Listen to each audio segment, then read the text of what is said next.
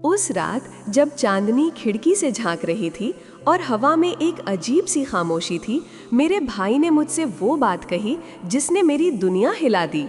उसने धीरे से पूछा, क्या तुमने कभी सोचा है कि कोई और तुम्हें ज्यादा प्यार कर सकता है? मेरे दिल की धड़कनें बेतहाशा तेज हो गईं और मैं एक पल में सब कुछ पर सवाल उठाने लगा। वो पल, वो सवाल मेरी रूह में हमेशा के लिए बस गया, एक कड़वी सच्चाई की तरह जो मेरे सबसे प्यारे रिश्ते की नींव हिलाने वाला था। उस रात के बाद मेरी जिंदगी पहले जैसी कभी नहीं रही। नमस्कार दोस्तों, स्वागत है आपका आपके अपने पसंदीदा चैनल दीपिका स्टोरीज पर। आज मैं आपके लिए एक ऐसी कहानी लेकर आई हूँ जो प्यार, भरोसे और इंसान के सबसे गहरे डर की परतों को खोलती है। इस कहानी को पूरी तरह महसूस करने के लिए मैं आपसे अनुरोध करती हूँ कि हेडफोन लगा लें और एक शांत जगह पर बैठ जाएं। और हाँ, अगर आपने अभी तक हमारे चैनल को सब्सक्राइब नहीं किया है तो कृपया अभी कर लें, ताकि ऐसी और भी दिल को छू लेने वाली कहानियाँ आप तक पहुँचती रहें। तो चलिए शुरू करते हैं आज की कहानी। मैं प्रिया दिल्ली में रहने वाली एक कलाकार हूँ। रंगों और कैनवास से मेरा रिश्ता इतना गहरा है कि कभी कभी मुझे लगता है कि मेरी सांसें भी इन्हीं के इर्द गिर्द घूमती हैं। मेरी शादी राहुल से हुई है, एक सफल आर्किटेक्ट जिसका काम उसके लिए जुनून था। हमारी शादी को 5 साल हो चुके थे और हम एक खूबसूरत, खुशहाल जोड़े माने जाते थे। हमारा घर, जो राहुल ने खुद डिजाइन किया था, कला और आधुनिकता का एक अद्भुत मिश्रण था। सुबह की चाय से लेकर रात के खाने तक हमारी जिंदगी में एक लय थी, एक सहज तालमेल था जो हमें एक दूसरे के करीब रखता था। हमने बैंगलोर में कॉलेज के दिनों में एक दूसरे से प्यार किया था। वो पहली मुलाकात, वो शरारती आंखें, वो चोरी छिपे देखना, सब कुछ आज भी मेरी यादों में ताज़ा था। हमारा प्यार कई मुश्किलों से गुजरा था, लेकिन अंत में हम एक हो गए थे। मुझे लगता था कि हमने हर तूफान का सामना कर लिया है और अब हमारी नाव सुरक्षित किनारे पर है। राहुल हमेशा मेरा सबसे बड़ा समर्थक रहा है। मेरे कला स्टूडियो से लेकर मेरे छोटी से छोटी प्रदर्शनी तक वो हमेशा मेरे साथ खड़ा रहता था। उसकी आंखों में मेरे लिए जो प्यार और गर्व मैंने देखा था, वो मेरी दुनिया था। प्रिया, तुम सिर्फ एक कलाकार नहीं हो, तुम जादूगर हो, वो अक्सर कहता था और उसकी ये बातें मेरे दिल को छू जाती थीं। हमारी जिंदगी एक पेंटिंग की तरह थी जिसमें प्यार के सबसे खूबसूरत रंग भरे थे। लेकिन पिछले कुछ महीनों से हमारी उस खूबसूरत पेंटिंग में कुछ रंग फीके पड़ने लगे थे। राहुल एक बहुत बड़े प्रोजेक्ट में उलझा हुआ था, मुंबई में एक प्रतिष्ठित स्काईस्क्रेपर का डिजाइन। उसकी रातें अब स्टूडियो में नहीं बल्कि ऑफिस में कटने लगी थीं। देर रात घर लौटना, सुबह जल्दी निकल जाना, कभी कभी तो वो दिन भर मुझसे बात भी नहीं कर पाता था। पहले तो मैंने इसे काम का दबाव समझा। मैंने उसे पूरा सहयोग दिया, उसके लिए रात का खाना गरम रखती, उसके थके हुए चेहरे पर मुस्कान लाने की कोशिश करती। लेकिन धीरे धीरे उसकी ये व्यस्तता हमारे बीच एक अदृश्य दीवार बनती जा रही थी। आज फिर लेट हो गया प्रिया, वो अक्सर कहता। उसकी आवाज में थकान साफ झलकती। ये प्रोजेक्ट बहुत डिमांडिंग है और स्नेहा, मेरी प्रोजेक्ट मैनेजर, वो बहुत एफिशिएंट है।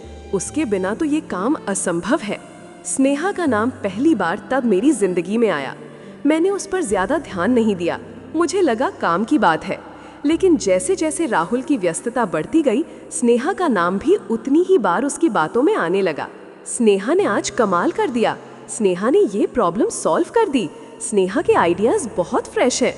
मैं मुस्कुरा देती, लेकिन मेरे दिल के किसी कोने में एक अजीब सी चुभन महसूस होती। क्या मैं बेवजह ज्यादा सोच रही थी? क्या ये सिर्फ मेरी असुरक्षा थी? हमारी वो सहज तालमेल वाली जिंदगी अब गायब हो चुकी थी। मैं घंटों अपनी स्टूडियो में बैठी रहती, कैनवस पर रंग भरने की कोशिश करती, लेकिन मेरे मन में शांति नहीं थी। हमारी पुरानी हंसी, हमारी लंबी बातचीत, हमारी वो रातें जब हम एक दूसरे की बाहों में खो जाते थे, सब कुछ अब धुंधला सा लगने लगा था। राहुल का फोन हमेशा साइलेंट मोड पर रहता था और जब मैं उसे कॉल करती तो वो अक्सर कहता, मीटिंग में हूँ, बाद में बात करता हूँ। बाद में कभी आता ही नहीं था। एक दिन हमारी 5वीं सालगिरह थी। मैंने पूरा दिन राहुल के पसंदीदा पकवान बनाए, घर को सजाया, खुद को तैयार किया। मैंने सोचा था कि आज तो हम जरूर एक साथ होंगे। शाम ढल गई, रात हो गई, लेकिन राहुल नहीं आया। उसके फोन पर भी कोई जवाब नहीं। रात के 11 बजे उसका मैसेज आया, सॉरी प्रिया, आज बहुत अर्जेंट काम आ गया। स्नेहा और मैं ऑफिस में ही है, कल तुम्हें सरप्राइज दूंगा। मेरे हाथ से फोन छूट गया, मेरी आंखों में आंसू भर आए। 5 साल में पहली बार उसने हमारी सालगिरह भूली थी, या शायद वो जानबूझकर भूल रहा था।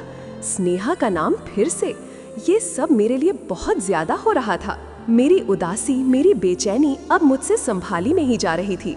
मैंने सोचा कि मुझे अपने भाई अमित से बात करनी चाहिए। अमित मुंबई में रहता है, एक सॉफ्टवेयर इंजीनियर है और मेरा बहुत अच्छा दोस्त भी। वो हमेशा से मेरा सबसे बड़ा सहारा रहा है। मैंने उसे फोन किया और अपनी परेशानी बताई। हालांकि मैंने राहुल और स्नेहा वाली बात को छिपाने की कोशिश की। अमित ने मुझे मुंबई आने को कहा। प्रिया, तुम्हें थोड़े बदलाव की जरूरत है, आ जाओ, कुछ दिन मेरे साथ रहो। मैं अगले ही दिन मुंबई के लिए निकल गई। अमित ने मुझे एयरपोर्ट पर लेने आया था। उसकी आंखों में मेरी उदासी साफ दिख रही थी। मुंबई की भागती दौड़ती जिंदगी में भी मुझे अपने अंदर एक खालीपन महसूस हो रहा था। अमित ने मुझे खूब घुमाया, Juhu Chowpatty, gateway of India, marine drive. हम घंटों बातें कहते, लेकिन मैं राहुल के बारे में खुलकर बात नहीं कर पा रही थी। मुझे डर था कि अगर मैंने अपनी आशंकाएं बताई तो शायद वो सच हो जाएंगी। एक रात हम मरीन ड्राइव पर बैठे थे। हवा में समंदर की नमकीन खुशबू घुली हुई थी। चांदनी रात थी और दूर तक फैली शहर की रोशनी एक जादुई नजारा पेश कर रही थी। अमित ने मुझे देखा, उसकी आंखों में गहरी चिंता थी। प्रिया, तुम खुश नहीं हो, उसने धीरे से कहा। मैं जानता हूँ तुम कुछ छिपा रही हो। राहुल के साथ सब ठीक नहीं है ना? मैं चुप रही, मेरी आंखें भर आईं। क्या तुमने कभी सोचा है? अमित ने मेरी तरफ मुड़ते हुए कहा। उसकी आवाज में एक अजीब सी गंभीरता थी कि कोई और तुम्हें ज्यादा प्यार कर सकता है। उसके ये शब्द मेरे दिल में तीर की तरह चुभे। मेरा दिल जोर से धड़कने लगा, इतना तेज कि मुझे लगा वो मेरे सीने से बाहर आ जाएगा। क्या तुमने कभी सोचा है कि कोई और तुम्हें ज्यादा प्यार कर सकता है? ये शब्द मेरी आत्मा में गूंजने लगे। क्या मैं? राहुल के अलावा कोई और? मैंने कभी ऐसी कल्पना भी नहीं की थी। मेरा पूरा वजूद राहुल के प्यार से भरा था। लेकिन अमित के इस सवाल ने मेरे अंदर दबी सारी आशंकाओं, सारे डर को एक झटके में बाहर निकाल दिया। क्या राहुल का प्यार कम हो गया था? क्या मैं अब उसके लिए पर्याप्त नहीं थी? क्या वाकई कोई और मुझे ज्यादा प्यार दे सकता था, वो प्यार जिसकी मुझे इतनी जरूरत थी? मैं सन्न रह गई, मेरी आंखों से आंसू बहने लगे। अमित ने मुझे अपनी बाहों में भर लिया। शांत हो जाओ प्रिया, मैं बस चाहता हूँ कि तुम खुश रहो। अगर राहुल तुम्हें वो खुशी नहीं दे पा रहा है तो तुम्हें सोचना होगा। उसकी बात ने मुझे सोचने पर मजबूर कर दिया। मैं दिल्ली वापस लौटी, लेकिन इस बार मैं वो प्रिया नहीं थी जो मुंबई गई थी। अमित के सवाल ने मेरे देखने का नजरिया ही बदल दिया था। अब हर छोटी बात मुझे खलने लगी थी। राहुल का फोन साइलेंट पर, उसकी देर रात की कॉल्स, स्नेहा का नाम, सब कुछ एक अलग ही कहानी बयां कर रहा था। मैंने राहुल को और करीब से देखना शुरू किया। उसके फोन पर एक नया पासवर्ड था। वो अक्सर बाथरूम में जाकर किसी से बात करता था। उसके कपड़ों से एक नई हल्की खुशबू आती थी जो पहले कभी नहीं थी। एक दिन मैंने उसके लैपटॉप पर काम करते हुए देखा। वो अपनी ईमेल चेक कर रहा था। अचानक एक नोटिफिकेशन आया, स्नेहा का नाम और उसके साथ एक दिल का इमोजी। मेरा दिल बैठ गया। मैंने अपनी नजरें हटाईं, जैसे मैंने कुछ देखा ही ना हो, लेकिन उस दिल के इमोजी ने मेरे अंदर एक जहर घोल दिया था। मेरी रातों की नींद उड़ गई। मैं अपने स्टूडियो में बैठी रहती, लेकिन मेरा मन कला में नहीं लगता था। मेरी पेंटिंग भी उदास और फीकी लगने लगी थी। मैं राहुल से बात करने की कोशिश करती, लेकिन हर बार वो बात टाल देता। तुम ज्यादा सोच रही हो प्रिया, काम का प्रेशर है। उसकी ये बातें अब मुझे और भी खोखली लगने लगी थीं। मुझे लगा वो मुझसे झूठ बोल रहा है। एक दोपहर मैं अपनी एक दोस्त के साथ कनॉट प्लेस के एक कैफे में बैठी थी। अचानक मेरी नजर एक टेबल पर पड़ी। राहुल और उसके साथ स्नेहा, वे दोनों बहुत पास बैठे थे, हंस रहे थे और स्नेहा ने राहुल के हाथ पर हाथ रखा हुआ था। मेरा खून खौल गया, मैं वहीं जम गई। मेरी दोस्त ने मेरा हाथ पकड़ा। प्रिया, क्या हुआ? मैंने उसे इशारे से दिखाया। मेरी दोस्त भी हैरान रह गई। राहुल ने मुझे देखा और उसकी आंखों में डर साफ झलक रहा था। वो तुरंत मेरी तरफ आया। प्रिया, तुम यहाँ? स्नेहा, ये मेरी पत्नी प्रिया है। स्नेहा मुस्कुराई, एक ऐसी मुस्कान जिसमें कुछ छिपा हुआ था। नमस्ते प्रिया, आपसे मिलकर अच्छा लगा। राहुल आपके बारे में बहुत बातें करते हैं। उसकी आवाज में कुछ ऐसा था जो मुझे बेचैन कर रहा था। उसने फिर राहुल की तरफ देखा और उसकी आंखों में एक चमक थी जिसे मैं पहचान गई थी। वो चमक जो प्यार में होती है। मेरे पैरों तले जमीन खिसक गई। मैं वहां से सीधे घर आ गई। राहुल मेरे पीछे पीछे आया। प्रिया, तुम गलत समझ रही हो, ये सिर्फ एक क्लाइंट मीटिंग थी। क्लाइंट मीटिंग में हाथों पर हाथ रखे जाते हैं और वो दिल वाला इमोजी। मेरी आवाज कांप रही थी। राहुल का चेहरा सफेद पड़ गया। कौन सा इमोजी? मुझसे झूठ मत बोलो राहुल, मुझे सब पता है। स्नेहा, तुम मुझसे प्यार करते हो है ना? मेरे होंठ कांप रहे थे। राहुल चुप रहा। उसकी चुप्पी ने मुझे तोड़ दिया। तुमने मुझे धोखा दिया राहुल। हमारा प्यार, हमारा रिश्ता, सब कुछ झूठ था। नहीं प्रिया, ऐसा कुछ नहीं है, राहुल ने चिल्ला कर कहा। मैं तुम्हें कभी धोखा नहीं दे सकता। तो फिर क्या है? मैंने लगभग रोते हुए पूछा। अमित ने मुझसे पूछा था कि क्या कोई और मुझे ज्यादा प्यार कर सकता है, और मुझे लगा कि वो तुम हो। लेकिन अब मुझे लगता है कि मैं गलत थी।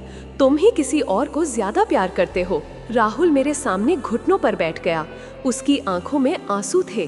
प्रिया, प्लीज मुझे सुनो। मैं जानता हूँ मैंने तुम्हें बहुत दुख पहुँचाया है। स्नेहा, हाँ, उसने मुझसे अपनी फीलिंग्स बताई थी। वो मुझसे प्यार करती है। मेरे दिल में एक और तीर चुभा, लेकिन मैंने उसे साफ मना कर दिया था प्रिया। मैंने उससे कहा कि मैं शादीशुदा हूँ और अपनी पत्नी से बहुत प्यार करता हूँ। मैं उसे कभी धोखा नहीं दे सकता। तो फिर वो सब क्या था? वो तुम्हारी व्यस्तता, वो इमोजी, वो कैफे में मिलना? मेरी आवाज में गुस्सा था। वो इमोजी गलती से भेजा गया था प्रिया। मैं एक प्रेजेंटेशन पर काम कर रहे थे और उसने मजाक में वो इमोजी भेजा था। और कैफे में वो बस एक डिस्कशन था, क्योंकि मैं उसे अपनी बाउंड्री साफ करना चाहता था कि हमारे बीच प्रोफेशनल रिश्ते के अलावा और कुछ नहीं हो सकता। मैंने तुम्हें इसलिए नहीं बताया क्योंकि मैं तुम्हें परेशान नहीं करना चाहता था। मैं जानता था कि तुम कितनी संवेदनशील हो। ये प्रोजेक्ट बहुत अहम था और मैं नहीं चाहता था कि किसी भी तरह से मेरा काम या मेरा रिश्ता प्रभावित हो। राहुल की आवाज में दर्द था, पछतावा था। मैंने तुम्हें नजरअंदाज किया, तुमसे दूर रहा, क्योंकि मैं इस उलझन से जूझ रहा था।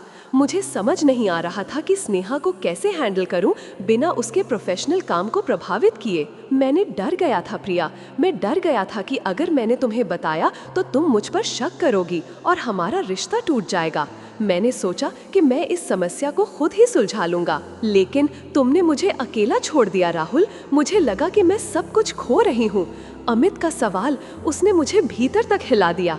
मुझे लगा कि तुमने मुझे छोड़ दिया है या मुझे कभी प्यार ही नहीं किया। मेरे आंसू बहते जा रहे थे। मैं तुम्हें बहुत प्यार करता हूँ प्रिया, हमेशा करता रहूंगा। मैंने बहुत बड़ी गलती की तुमसे सब छिपाकर। मैंने तुम्हें अकेला महसूस कराया। मेरी व्यस्तता ने मुझे अंधा कर दिया था। मैंने तुम्हें और हमारे रिश्ते को नजरअंदाज किया और इसके लिए मैं खुद को कभी माफ नहीं कर पाऊंगा। राहुल ने मुझे कसकर अपनी बाहों में भर लिया। मैं रोती रही और वो मुझे सहलाता रहा। उस रात हमने घंटों बात की। राहुल ने अपनी सारी मजबूरियां, अपने डर, अपनी उलझनें बताईं। उसने बताया कि कैसे उसे डर था कि अगर उसने स्नेहा को सख्ती से हैंडल किया तो उसका प्रोजेक्ट खतरे में पड़ जाएगा, और अगर उसने नहीं किया तो उसका रिश्ता। उसने स्वीकार किया कि उसने गलत रास्ता चुना, चुप्पी का रास्ता। मेरी आंखों में आंसू तो थे, लेकिन अब उनमें राहत भी थी। धोखा नहीं था, सिर्फ गलतफहमी और गलत संचार था। लेकिन उस गलतफहमी ने हमारे रिश्ते को कितना नुकसान पहुंचाया था। तो क्या हम ठीक हो सकते हैं राहुल? मैंने पूछा। हाँ प्रिया, हम होंगे, हमें होना पड़ेगा। मैंने तुम्हें खोने का डर महसूस किया है। मैं अब और कोई गलती नहीं करूंगा। मैं स्नेहा से बात करूंगा, स्पष्ट शब्दों में, और अगर जरूरत पड़ी तो मैं प्रोजेक्ट छोड़ दूंगा। नहीं राहुल, प्रोजेक्ट मत छोड़ो। बस मुझसे बातें करो, सब कुछ बताओ, कुछ मत छिपाओ। मैं तुम्हारा साथ दूंगी। हमने अगले कुछ दिन बैंगलोर में बिताने का फैसला किया, जहां हमारी प्रेम कहानी शुरू हुई थी। हम उन जगहों पर गए जहां हम पहली बार मिले थे, जहां हमने पहली बार एक दूसरे को डेट किया था। हमने पुरानी यादें ताज़ा की, उन पलों को फिर से जिया। हमने घंटों तक बात की, अपने डर, अपनी असुरक्षाओं और अपनी उम्मीदों के बारे में। राहुल ने मुझसे वादा किया कि वो अपनी वर्क लाइफ बैलेंस को ठीक करेगा और सबसे बढ़कर वो हर बात मुझसे साझा करेगा। बैंगलोर की शांत फिजाओं में मुझे एहसास हुआ कि अमित का सवाल हालांकि दर्दनाक था, लेकिन वो हमारे रिश्ते के लिए एक वरदान साबित हुआ। उसने हमें अपनी खामियों को देखने पर मजबूर किया, उन दरारों को पहचानने पर जो हमारे रिश्ते में आ गई थीं। उसने हमें सिखाया कि प्यार सिर्फ एक भावना नहीं है, बल्कि एक सक्रिय प्रयास है, हर दिन का प्रयास, जिसमें ईमानदारी, विश्वास और खुला संचार सबसे जरूरी है। मैं अब समझ गई थी कि कोई और तुम्हें ज्यादा प्यार कर सकता है का मतलब ये नहीं था कि कोई दूसरा इंसान तुम्हें ज्यादा प्यार करेगा। इसका मतलब था कि प्यार का एक गहरा, अधिक परिपक्व रूप, एक ऐसा प्यार जो हर चुनौती का सामना कर सकता है, हर गलतफहमी को दूर कर सकता है, तभी पनप सकता है जब हम एक दूसरे के प्रति पूरी तरह से ईमानदार हों। राहुल का प्यार हालांकि कुछ समय के लिए अभिव्यक्त करने में असफल रहा था, वो सच्चा और गहरा था। अब हमारी जिंदगी में एक नई शुरुआत थी। राहुल ने अपने काम में बाउंड्रीज तय की, उसने स्नेहा से स्पष्ट रूप से बात की और स्नेहा ने भी स्थिति को समझा। राहुल ने घर पर ज्यादा समय बिताना शुरू किया। हम फिर से शाम को साथ चाय पीने लगे, रात को लंबी वॉक पर जाने लगे। मेरे स्टूडियो में भी रंग फिर से खिल उठे। मेरी कला में अब एक नई गहराई थी, एक नई भावना थी जो मेरी इस नई सीख से उपजी थी। अमित का वो सवाल आज भी कभी कभी मेरे कानों में गूंजता है, लेकिन अब वो मुझे डराता नहीं है, बल्कि वो मुझे याद दिलाता है कि प्यार एक नाजुक चीज़ है जिसे लगातार पोषण की ज़रूरत होती है, और ये भी कि सच्चा प्यार हर तूफान का सामना कर सकता है, बशर्ते हम एक दूसरे का हाथ थामे रहें और एक दूसरे पर भरोसा करें। हमारा प्यार अब और भी मजबूत हो चुका था, एक ऐसी चट्टान की तरह जो हर लहर का सामना करने के लिए तैयार थी। दोस्तों, ये थी प्रिया और राहुल की कहानी, एक ऐसी कहानी जो हमें सिखाती है कि रिश्ते में भरोसा और संचार कितना महत्वपूर्ण है। उम्मीद करती हूँ कि आपको ये कहानी पसंद आई होगी और आपने भी इससे कुछ सीखा होगा। अगर आपको ये कहानी अच्छी लगी हो तो प्लीज़ इसे लाइक करें, कमेंट करके हमें अपने विचार बताएं और अपने दोस्तों और परिवार के साथ शेयर करना न भूलें। और हाँ, अगर आपने अभी तक दीपिका स्टोरी को सब्सक्राइब नहीं किया है तो अभी कर लें, ताकि आप ऐसी और भी दिल को छू लेने वाली कहानियों से न चूकें। हम जल्द ही मिलेंगे एक नई कहानी के साथ। तब तक के लिए अपना ख्याल रखें और प्यार बांटते रहें।